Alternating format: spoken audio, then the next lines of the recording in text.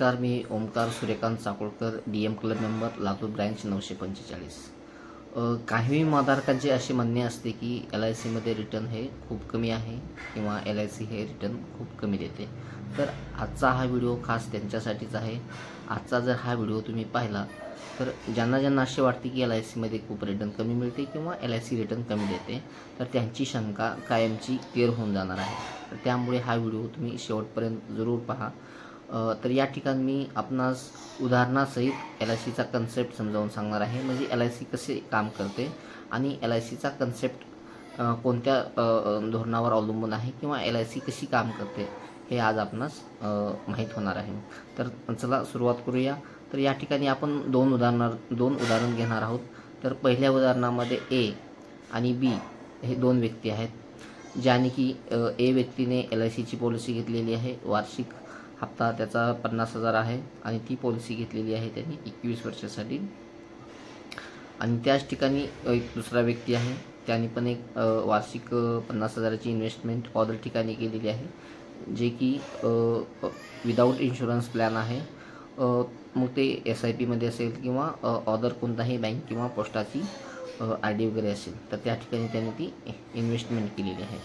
तर या ठिकाणी आपण पाहूया. तर ते प्लॅन आहे, LICचा पण प्लॅन आहे आणि तो पोस्टाचा जो प्लॅन आहे ते दोन्ही प्लॅन आहे सेम 21 वर्षाचे. या ठिकाणी आपण उदाहरणात धरून चालूयात. तर दोन्ही व्यक्तींनी A आणि B व्यक्तीने 21 वर्षासाठी इन्व्हेस्टमेंट केलेली आहे. तर उदाहरण 1मध्ये जेव्हा पॉलिसीची मॅच्युरिटी होते तेव्हा दोन्ही विमाधारकांना काय काय मिळते या ठिकाणी आपण पाहूया. LIC आणि कोणत्याही ह्याचा व्याजदर हा फिक्स नसतो, कारण तो दर वर्षाला जी काही LICला जी काही प्रॉफिट होतो त्यानुसार तो कमी जास्ती होत असतो. किंवा ऑदर ठिकाणीही तसं असतं, जी काही त्यांना वर्षाला जी काही प्रॉफिट होतं त्यानुसार ते व्याजदर आपल्या खात्यावर जमा होत असतं.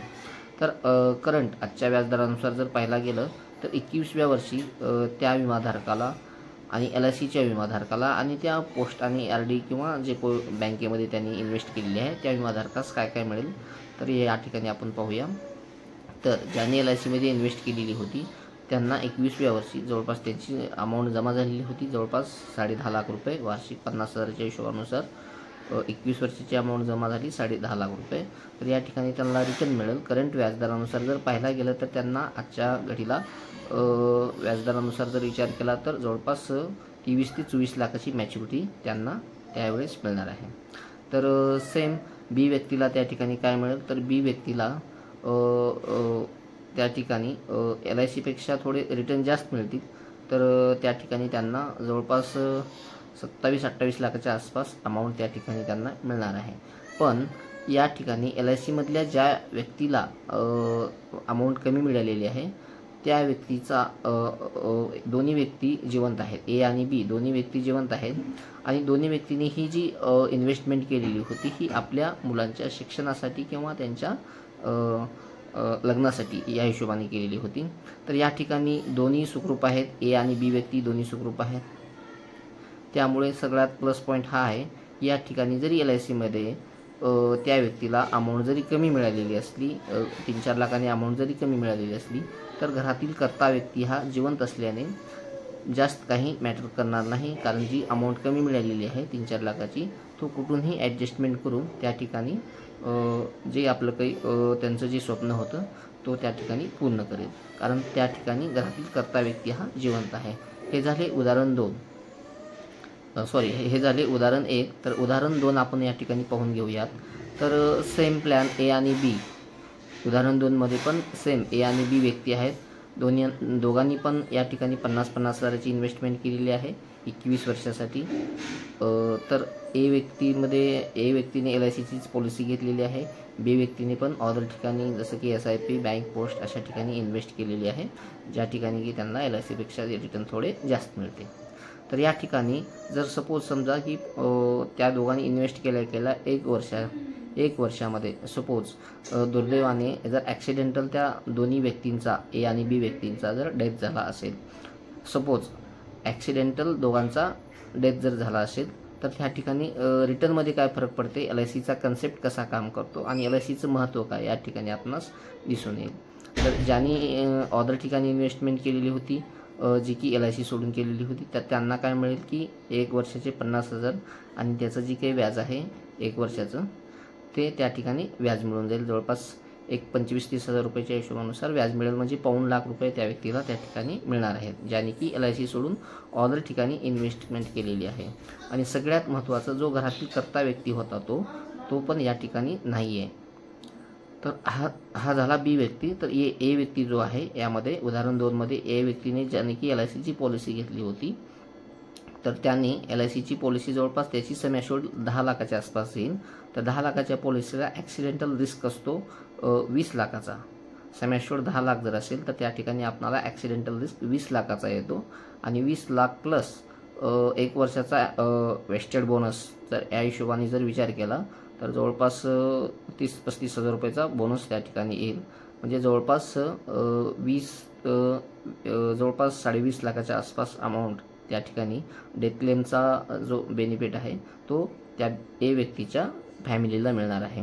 तर ही अमाऊंट ते व्यक्ती आपल्या घर खर्चास किंवा त्यांचे जी पुढील जी कामे आहेत, मुलांचे शिक्षण असतील, लग्न असतील, त्याचे योग्यपणे नियोजन लावून ते व्यवस्थितपणे या ठिकाणी त्याचं मुलांचं किंवा आपल्या कुटुंबाचं स्वप्न पार पडू शकतात. फुल ना फुलाची पाकळी त्या ठिकाणी 100% या ठिकाणी त्यांना मदत होणार आहे. तर ए व्यक्तीला जे या ठिकाणी ₹1 लाखाच्या आसपास अमाऊंट मिळालेली आहे आणि बी व्यक्तीला ₹1 लाखाच्या आसपास अमाऊंट मिळालेली आहे आणि ए व्यक्तीला या ठिकाणी म्हणजे त्यांच्या कुटुंबांना या ठिकाणी 20.5 लाखाच्या आसपास अमाऊंट मिळालेली आहे. तर हा डिफरन्स खूप जास्त आहे आणि हा डिफरन्स खूप मॅटर करतो, कारण या ठिकाणी जे घरातील कर्ते व्यक्ती होते ते कर्ते व्यक्ती जिवंत नसल्याने या ठिकाणी इन्कमचा ऑदर कोणताही सोर्स त्या ठिकाणी नसल्याने त्यांच्या कुटुंबांना आर्थिक संकटांना सामोरे जावे लागते. जर त्या ठिकाणी योग्य असा पूरक लाईफ इन्शुरन्स जर घेतलेला नसेल तर ज्या घरच्यांनी तो लाईफ इन्शुरन्स ज्याच्या घरच्यांनी लाईफ इन्शुरन्स ज्या त्या माणसाने घेतलेला नाही तर त्यांना आर्थिक संकटांना सामोरे जावे लागते.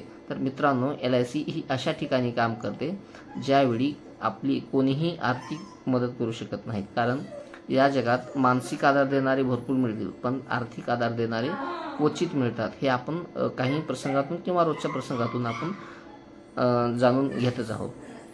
तर LIC कसे काम करते की या ठिकाणी एक उदाहरण देऊन लक्षात घेऊया की LIC एक स्टेपनी टाईप काम करते. जसं की 4 व्हीलर गाडीला जशी स्टेपनी असते, कोणत्याही गाडीला एक स्टेपनी असते. तर आपली फॅमिली, आपण एक कुटुंब बसून एक लांबच्या प्रवासाला निघालेले आहोत. तर त्या ठिकाणी अचानकपणे गाडीचा जर टायर फुटला तर त्या ठिकाणी जी स्टेपनी असते ती स्टेपनी त्या व्यक्तींना, त्या कुटुंबांना एक निश्चित ध्येयापर्यंत नेण्यासाठी त्या ठिकाणी उपयुक्त ठरत असते. तर सेम LICचं काम तसंच असतं. LIC म्हणजे माणसाच्या जीवनामध्ये जर घरातील कर्त्या व्यक्तीचा अचानकपणे दुर्दैवाने जर मृत्यू झाला तर त्या ठिकाणी त्या कुटुंबाची स्वप्न पूर्ण करण्यासाठी LIC ही त्या ठिकाणी खंबीरपणे उभा असते. तर त्यासाठी घरातील कर्त्या व्यक्तीचा हा पूरक विमा असणे गरजेचे असते. आपले ह्युमन लाईफ व्हॅल्यू जी आहे त्या ह्युमन लाईफ व्हॅल्यूच्या हिशोबानुसारच आपला इन्शुरन्स असला पाहिजे. जर आपली पॉलिसी कमीची असेल तर ती आजच वाढवून घ्या आणि आपला पूरक विमा करून आपले आणि आपल्या कुटुंबाचे भवितव्य सुरक्षित करा. जर तुम्हाला अजून काही याबद्दल LICच्या प्लॅनबद्दल काही माहिती घ्यायची असेल तर माझं वैयक्तिक ऑफिस आहे विलासरावजी देशमुख चौक, सलगरा रोड, बोरी येथे ऑफिस पण आहे. त्या ठिकाणी अधिकृत विमा हप्ता भरणा केंद्र आहे. त्या ठिकाणी आपण कुठल्याही विमा शाखेतील किंवा कोणत्याही विमा एजंटकडील LICचा हप्ता विदाऊट एनी चार्जेस त्या ठिकाणी स्वीकारला जाईल किंवा LICच्या इतर सेवा देखील तुम्हाला त्या ठिकाणी अगदी मोफत देण्यात येतील. तर तुम्हाला काही माझ्याशी संपर्क साधायचा असेल तर मी खाली माझा मोबाईल नंबर देत आहे. त्या मोबाईल नंबरवर आपण संपर्क साधूनही आपल्या शंका विचारून घेऊ शकता. तर आजच घरातील जे कर्ते व्यक्ती आहेत किंवा जे कर्ते मुले, यंग जनरेशनमधील मुले आहेत, त्यांनी आपला विमा जरूर घ्यावा आणि आपल्या कुटुंबाचे ते नवीन जी यंग जनरेशन आहे ती आपल्या घरातील हे एक आधारस्तंभ असतात आणि ते आधारस्तंभ ही खूप मजबूत राहिलेली पाहिजे, मजबूत असणे गरजेचे आहे. तर त्यांसाठी पण खूप असे चांगले चांगले प्लॅन्स आलेले आहेत, जसे की पेन्शन प्लॅन आहे, जे प्रौढ व्यक्ती आहेत त्यांच्यासाठी रिटायरमेंट प्लॅन आहेत किंवा जी छोटी मुले आहेत त्यांच्यासाठी एज्युकेशन प्लॅन आहे, मॅरेज प्लॅन आहे किंवा कमी पैशामध्ये हाय रिस्कचा प्लॅन आहे. 10 लाखाची पॉलिसी घेऊन आपण जवळपास 60 ते 70 लाखाचा इन्शुरन्स मिळणारे काही देखील प्लॅन LICमध्ये अवेलेबल्स आहेत. फक्त आपल्याला या ठिकाणी सुरुवात करणे खूप गरजेचे आहे. तर आय होप की तुम्हाला या व्हिडिओमधून LICचे इम्पॉर्टन्स लक्षात आलं असेलच की LIC ही अशा वेळी काम करते ज्यावेळी कोणीही काम करत नाही. त्यामुळे LIC असणे खूप गरजेचे आहे. त्यामुळे जर आपली LIC पॉलिसी नसेल तर आजच आपली LIC पॉलिसी घ्या आणि आपले कुटुंब सुरक्षित करा. धन्यवाद.